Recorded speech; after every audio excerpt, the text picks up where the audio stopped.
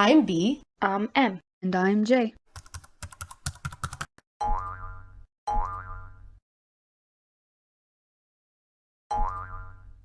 Ever wondered what happens when you throw something away? When we trash food, plastic, paper, and everything else, it must go somewhere, right? But often that somewhere is a place we choose not to think about. The true story is that somewhere is actually everywhere.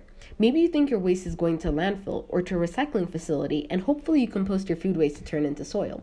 But unfortunately, even though some stuff is going to landfills or recycling, a majority of our waste ends up spreading itself around the community, either by being transported by wind, water, or human, by breaking down into smaller, even microscopic parts, or by degrading it into its chemical components. Let's use plastic waste as an example. A recent study found that of the 6.3 billion metric tons of plastic waste that has been produced, only 9% of the plastic waste has been recycled. In 2017, for instance, the Environmental Protection Agency calculated that the total generation of municipal solid waste in the United States just that year was 267.8 million tons. Compared with 2015 levels, it was a 5.7 million increase. Altogether, the amount of waste generated affects the environment in multiple ways. Its contribution to the worsening climate crisis, its negative impacts on wildlife and natural environment, and its detriment to our very own public health.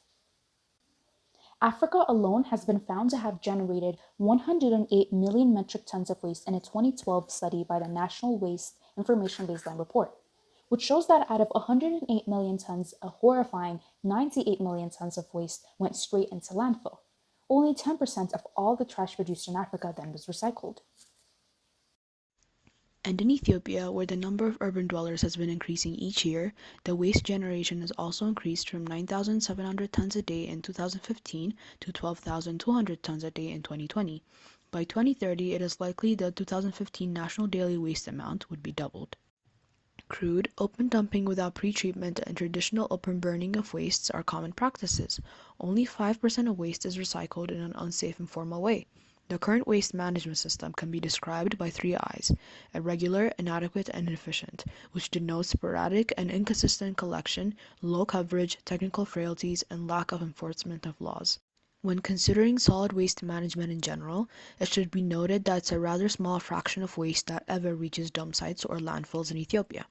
Some studies have shown that only 43% of waste collected in the country is properly collected and disposed of in open landfills. The remaining waste is indiscriminately disposed of in drainage lines, open spaces, street sides, or informally burned. The collection of efficiency varies among cities, but the problem remains mostly consistent. We conducted a survey asking the general public concerning the trash in their neighborhood, and 21.3% of the responses said that the area they reside in is dirty, while 48.9% said it was moderately clean. However, outside of their neighborhoods, 100% of all respondents said that they have experienced litter in other areas of the city. Litter being the most common waste, 62.5%, we chose to focus on it. People have said that it destroys the beauty of their surroundings, causes bad smells, and have developed health risks from it, such as colds and allergic reactions. Children have less area to play in and has caused feelings of discomfort and repulsion. This directly correlates to SDG goals 3, 11, and 15. Causes include lack of facilities such as trash cans, lack of awareness of the impact of litter within the community, negligence, lack of authorities to hold people accountable, and lack of motivation in members of the community to make a difference. Using this information, our app Nitsu, which means clean in English, encourages people to hold themselves accountable for the collection of litter in their surroundings. Over 90% of people who answered our survey have access to the internet, and 77% are on their devices 3 to 6 hours per day. An app is the best course of action, which not only caters to the public opinion, but also reduces any possible environmental impact. We decided to use a point system and leaderboard to keep people engaged, spark friendly competitiveness, and also have fun being involved in a group who share a common goal of bettering their community. Since a lot of people are not aware of the extent of the littering problem and its effects, the pin feature of our app allows people to see the weight and the scale of the problem, while the mapping feature displays the work of other members to show and encourage one another's progress in creating a visual representation of achievements, including feedback with the ability to use gallery and take pictures of own attainments. After conducting user feedback and testing on our app, we added a few more features to make the user experience more user-friendly, besides patching up some bugs. These included a user's ability to view all their projects and pins, and the ability to remotely upload a pin or project.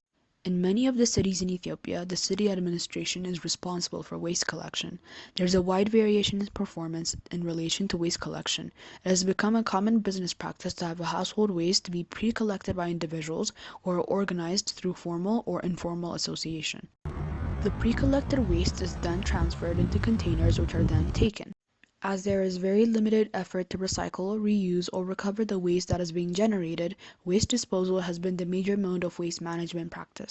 And so, since there are no other services, we designed our app to have citizens take the initiative instead.